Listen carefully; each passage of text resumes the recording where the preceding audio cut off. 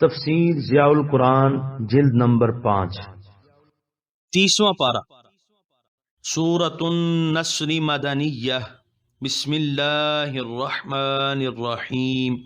اللہ کے نام سے شروع کرتا ہوں جو بہت ہی مہربان ہمیشہ رحم فرمانے والا ہے۔ سورہ نصر آیت نمبر 1۔ اذا جاء نصر اللہ والفتح۔ ترجمہ: جب اللہ کی مدد آ پہنچے اور فتح نصیب ہو جائے۔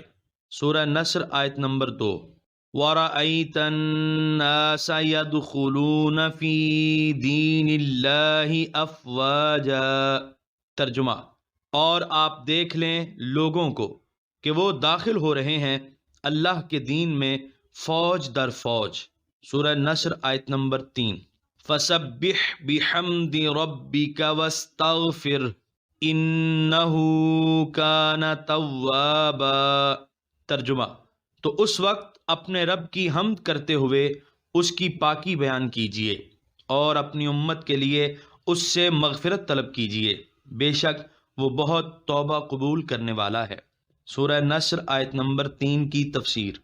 پہلی آیت میں ہی بتا دیا کہ اگر تکمیل فرض کی سعادت حاصل ہو، کسی مہم میں کامیابی نصیب ہو، تو اے بندگان خدا، بھولے سے بھی یہ خیال نہ کرنا کہ اس کامیابی میں تمہاری قابلیت، تمہاری ہونہاری، تمہاری ہوشیاری کا بھی دخل ہے، بلکہ یہ یقین رکھنا کہ یہ میرے بندہ نواز خدا کی نصرت اور تائید کی برکت ہے، میری یہ کامیابی اس کی امداد کی مرہون منت ہے۔ اگر تم اسے اپنی قابلیت کا نتیجہ خیال کرو گے تو تمہارے دل میں غرور پیدا ہو جائے گا، اور مغرور فاتحین سے ایسی ایسی ناروا حرکتیں سرزد ہوتی ہیں کہ ان کی کامیابی شکست سے بھی زیادہ ان کے لیے رسوا کن بن جاتی ہے۔ اللہ تعالیٰ اپنے پیارے رسول اور پیارے بندے محمد مصطفیٰ علیہ اطیب التحیۃ والثناء کو فرما رہا ہے کہ جب میری مدد پشت پناہی کے لیے پہنچ جائے اور میری مہربانی سے فتح نصیب ہو جائے، اور جو لوگ اب تک شمع اسلام کو بجھانے کے لیے طوفان بن کر امڑتے رہے، وہ اس پر پروانوں کی طرح نثار ہونے لگیں اور فوج در فوج اس دین کو قبول کرنے لگیں، تو آپ کا فرض یہ ہے کہ آپ اپنے رب کی حمد کرتے ہوئے اس کی پاکی بیان کریں۔ فتح مکہ کے بعد 9-10 ہجری میں جزیرہ عرب میں دور و نزدیک جتنے قبائل آباد تھے وہ بارگاہ رسالت میں حاضر ہونے لگے اور حضور صلی اللہ علیہ وسلم کے دست حق پرست پر اسلام قبول کرنے لگے۔ حضور صلی اللہ علیہ وسلم اس کثرت سے لوگوں کے اسلام قبول کرنے پر اللہ تعالیٰ کی حمد و تسبیح کثرت سے فرمایا کرتے۔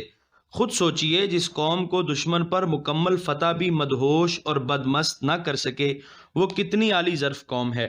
اس کا وجود انسانیت کے لیے منبع خیر و سعادت ہے۔ جب تک اس کا آفتاب اقبال چمکتا رہے گا، غم و اندوہ کی تاریکیاں انسانیت کے نزدیک آنے کی جرت نہ کر سکیں گی۔ وَاسْتَغْفِرْ، اس جملے سے اللہ تعالیٰ اپنے محبوب رسول کو استغفار کا حکم دے رہا ہے تاکہ قیامت تک آنے والے غلاموں کے لیے استغفار ان کے نبی کی سنت بن جائے اور کوئی شخص طلب مغفرت میں تذبذب محسوس نہ کرے۔ علماء تفسیر نے اس کا یہ مطلب بھی بیان کیا ہے کہ اپنی امت کے گناہوں کے لیے اپنے رب سے بخشش کی التجا کیجیے۔ آپ کے ہاتھ استغفار کے لیے جب اٹھیں گے تو وہ خالی واپس نہیں کیے جائیں گے۔ چنانچہ علامہ ثناء اللہ پانی پتی لکھتے ہیں، یعنی اے حبیب، آپ اپنی امت کے لیے مغفرت طلب کیجیے۔ یہی الفاظ علامہ قرطبی نے بھی تحریر کیے ہیں۔ اس مفہوم کو حضرت شاہ عبدالعزیز رحمۃ اللہ علیہ نے اپنے مخصوص انداز میں یوں لکھا ہے۔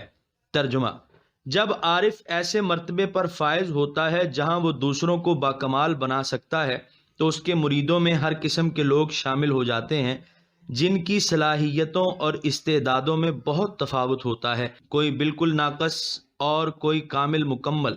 اس وقت عارف کے لیے ضروری ہے کہ وہ اللہ تعالیٰ سے مغفرت طلب کرے تاکہ اس کے ناقص مرید بھی مرتبہ کمال پر فائز ہو جائیں، اور عارف کی اس دعائے مغفرت کے باعث جبلی استعداد میں جو خامی تھی وہ پوری ہو جائے۔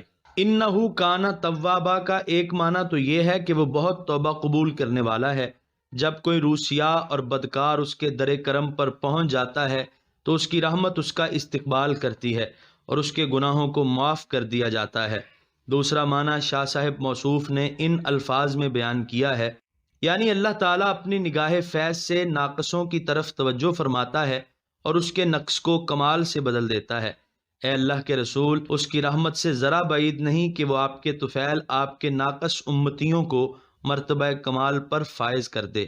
اللہم تب علینا انک انت التواب الرحیم بجاہ حبیبک محمد الرؤوف الرحیم علیہ وعلی آلہ واصحابہ افضل الصلاۃ و اجمل التسلیم۔ یہاں پر سورہ نصر مکمل ہوئی اور یہاں پر 30ویں پارے کا 35واں رکوع مکمل ہوا۔ آپ دیکھ رہے ہیں PATF Islamic info YouTube channel. مزید اسلامک ویڈیوز کے لیے ہمارا چینل سبسکرائب کریں۔